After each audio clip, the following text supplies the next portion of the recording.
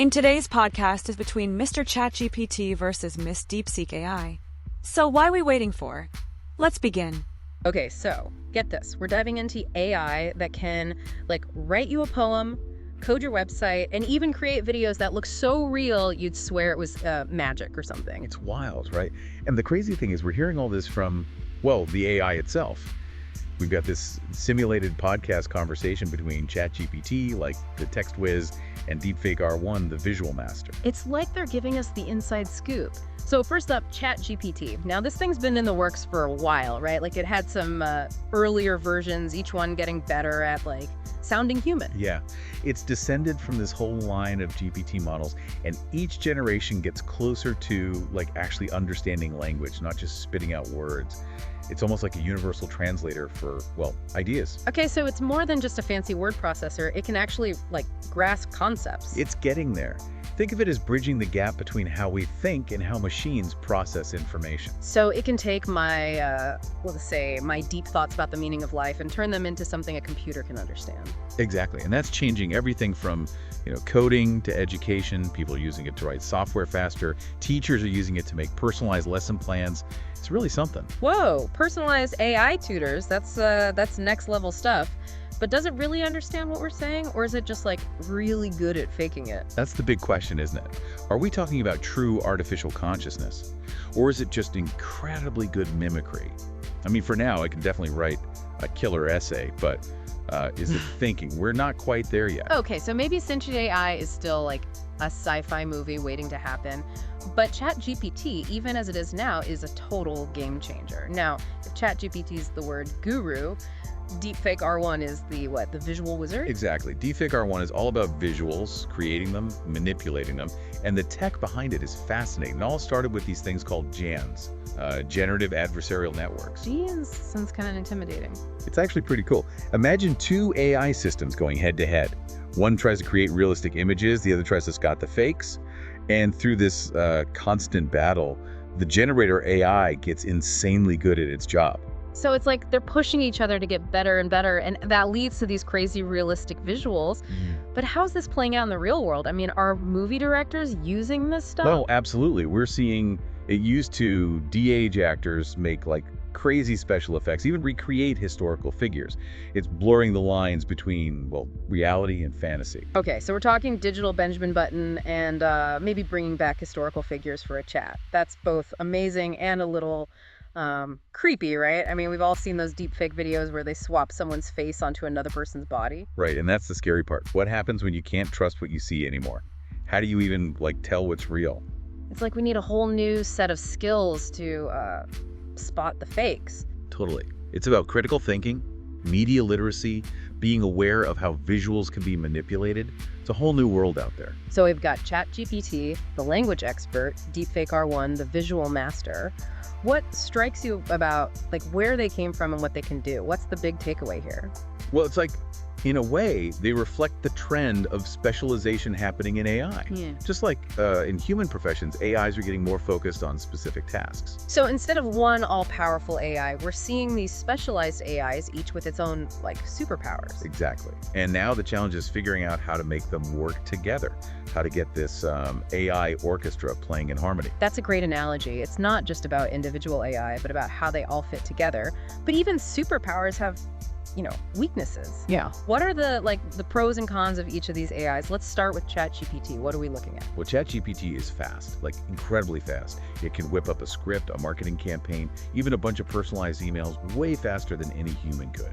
That's insane. So it's like having a team of digital assistants on speed dial. But you mentioned earlier it can hallucinate, right? Make things up. How much of a problem is that, really? It's definitely something to watch out for. It's that student who sounds super confident but actually has no idea what they're talking about. So ChatGPT can write a beautiful sonnet about pizza, but might claim pineapple is a classic topping. Exactly. We can't just blindly trust everything it says. We need to be careful, use our own judgment. ChatGPT, the brilliant friend who sometimes gets things a little mixed up. Now, how about Deepfake R1? What are its strengths and potential issues? Visually, it's amazing. The level of realism it can achieve is mind-blowing. Think about immersive entertainment, lifelike virtual fashion shows, even historical reenactments that are like indistinguishable from the real thing. Okay, that's both awesome and scary. I mean, the possibilities are incredible, but if anyone can make these hyper-realistic fake videos, how do we know what's real anymore? Right, it really raises questions about trust and authenticity in our digital world. We're already dealing with misinformation online, and deepfakes just make it that much harder to know what to believe.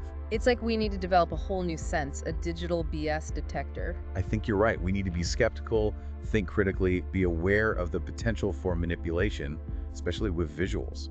So we've got ChatGPT, the wordsmith, and Deepfake R1, the visual artist, and both are pushing the boundaries of what's possible. But before we get too philosophical, what's next for these AIs? They've got some exciting new features in the works, right? Oh yeah, some big things coming. ChatGPT is getting even smarter.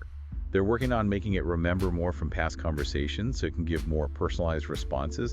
And they're trying to integrate real-time data, which would solve that whole stuck-in-the-past knowledge thing. So ChatGPT 2.0, constantly learning, evolving, that's kind of scary in a cool way. What about Deepfake R1?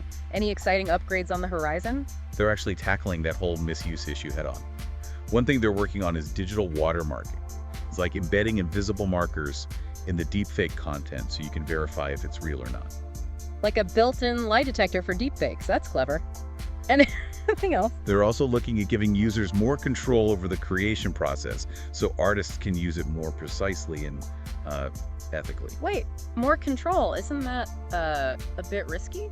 Think of it as giving artists more refined tools so they can adjust expressions, movements, voices with incredible detail, but like responsibly. Okay, so it's more like giving them a superpowered Photoshop for video, but with safety features. It's cool that both ChatGPT and Deepfake R1 are like acknowledging the ethical challenges and actually trying to do something about them. I agree. It shows they're not just focused on pushing the technology forward, but also thinking about the impact it has. But it's not just up to them, right? We as users have a role to play too. Totally. We can't just sit back and let AI do its thing. We need to be informed, critical, and make sure it's used for good, not for, bad stuff. Well said. It's a partnership, really, between the technology and the people using it. Yeah. This deep dive has been eye-opening. We've seen the origins, the potential, the good, the bad, the everything in between. Yeah, it's been a wild ride. But before we go any further, I want to leave you with something to think about. If these AI entities keep evolving at this crazy pace, what role do we want to play in making sure they're used to help humanity, not hurt it? We'll dig deeper into that question in our next segment. You know, it's like we were saying, ChatGPT and Deepfake R1, they're kind of like a double-edged sword, Right.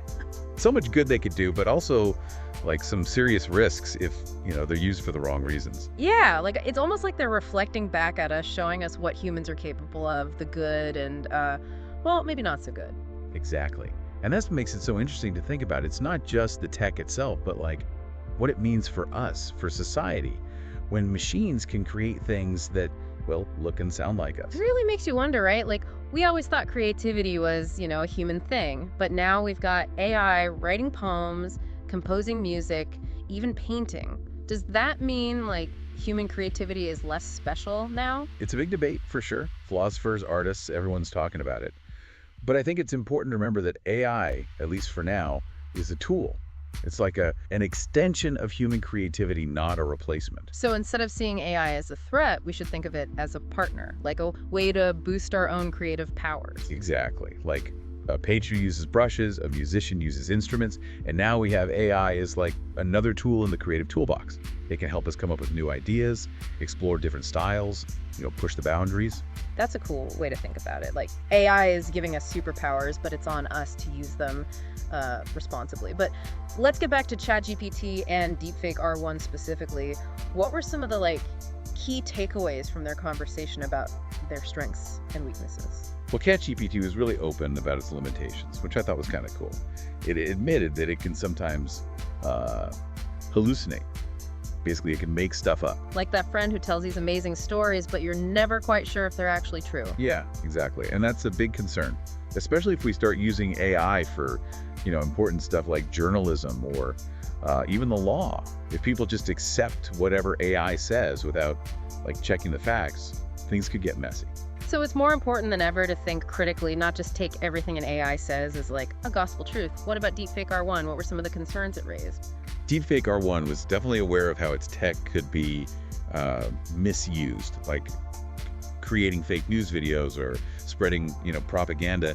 It basically said that deepfakes can make it even harder to trust the media, to tell what's real and what's not. It's kind of scary to think about, right? Like, imagine a world where you can't even trust your own eyes anymore. It's like reality itself is becoming like unstable. It's true. That's why it's so important to have these conversations to talk about the ethics of AI, the risks, the safeguards we need to put in place. We need to educate people, make sure everyone understands what we're dealing with. It's a huge challenge, but it's one we can't ignore. What did ChatGPT and deepfake R1 have to say about the future of their tech? Any hints about what's coming next? Oh yeah, they definitely gave us some sneak peeks. ChatGPT mentioned they're working on improving its context retention. Basically, it'll be able to remember more from past conversations, give even more personalized responses, and they're also looking at integrating real-time data so it's not like stuck in the past anymore. So ChatGPT 2.0, constantly learning, evolving. That's pretty amazing. What about deepfake R1? What's on the horizon for visual AI? Deepfake R1 talked about some really interesting things they're working on to prevent misuse. One of the most promising is digital watermarking. So they're basically embedding these invisible markers within deepfake content that can be used to, verify its authenticity. Like a digital fingerprint for deepfakes. That's pretty brilliant. What else is in the works? They're also exploring giving users more control over the deepfake creation process. So artists and creators could have more precision, more nuance, but also safeguards to prevent, malicious use. Hold on, giving users more control, isn't that a little risky? Think of it as giving them more refined tools, like more control over facial expressions, movements, voices. They could do so much more, but ethically and responsibly. Okay, so it's more like giving them a super-powered Photoshop for video, but with, built-in ethical guidelines. It's encouraging to see that both ChatGPT and deepfake R1 are acknowledging the potential downsides and actually trying to do something about them. It really is. It shows they're thinking about the impact of their tech, not just the cool factor. Yeah. But it's not all on them, right? We, the users, we have a responsibility too. Absolutely. We can't just sit back and passively consume whatever these AI systems create. We need to be critical, informed, and make sure AI is used to make the world better, not worse. I couldn't agree more. This deep dive has really highlighted the complex relationship between technology and, humanity. We're at this point where AI is becoming more and more integrated into our lives, and it's up to us to make sure it's a positive force. It's like we're on the verge of this new era, new renaissance, where humans and machines are collaborating, but we need to be careful, aware, and committed to using AI ethically. Exactly. And that brings us to a question that's worth thinking about. As we explore the potential of AI, what role do we as individuals and as a society want to play in shaping its future? How can we ensure that AI is used to create a more just, equitable, and sustainable world for everyone? Those are big questions, and they show just how important it is to keep having these conversations, to keep thinking critically about AI and its impact. Now, let's shift gears a bit and talk about how these amazing AI technologies are being used in the real world today. In our next segment, we'll dive into some specific examples of how ChatGPT and deepfake R1 are already making their mark across different fields, both the positive and the potentially negative. We'll give you a glimpse into the multifaceted world of AI in action. Okay, so we've talked a lot about where ChatGPT and deepfake R1 came from, what they can do, and even some of the ethical stuff. But how are these AI actually being used out in the real world, right now? It's kind of crazy how many different fields they're popping up in. For example, ChatGPT is being used for customer service chatbots, those things that pop up on websites to answer your questions. Yeah, I've definitely talked to a few of those. Sometimes it's hard to tell if it's a real person or a bot on the other end. What other applications are out there? Oh, tons. In education, they're exploring it as a personalized tutoring tool. It can adapt to how a student learns best and give them, specific feedback and help. That's pretty amazing. Imagine having a tutor that's available 24/7. It could really change how people learn. Absolutely. And in the creative writing world, ChatGPT is being used to brainstorm ideas, write scripts, even compose poetry. So those AI-written novels we've been hearing about might not be so far-fetched after all. What about deepfake R1? How is visual AI being used in practical ways? One area where it's having a big impact is filmmaking. They're using deepfake technology to create those super realistic special effects, de-age actors, even bring historical figures back to life on screen. Yeah, I've seen some of those de-aging effects, and it's like, whoa, how did they do that? It's like time travel. Exactly. And in advertising, they're using it to create those personalized ads that, are supposed to really speak to you. Personalized ads, that sounds kind of, maybe a little too personal. It can be, but it can also be really clever and engaging. Imagine seeing an ad where your favorite celebrity is recommending a product you actually want. Okay, I gotta admit, that would definitely get my attention. But it does make you think about the ethics, right? Like, if AI can create content that's so personalized and realistic, how do we make sure it's not being used to, mislead people or take advantage of them? That's a super important question. And it comes back to the idea of having clear ethical guidelines, transparency, and accountability when it comes to developing and using these technologies. We got to make sure we're using AI for good, not for bad stuff. It's like we're constantly trying to find that balance between the amazing potential of AI and the responsibility that comes with it.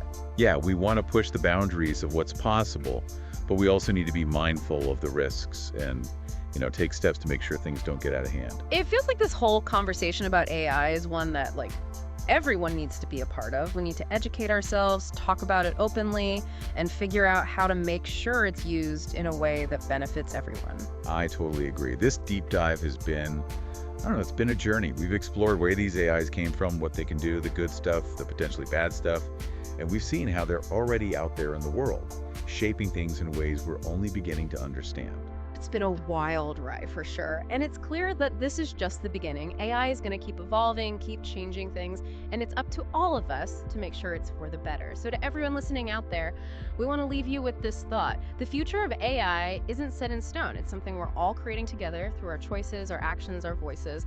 Let's work towards a future where AI helps us build a world that's more just, more equitable. If you like my video, please subscribe, share, and hit on bell icon. Thank you for watching my channel. See you in next video.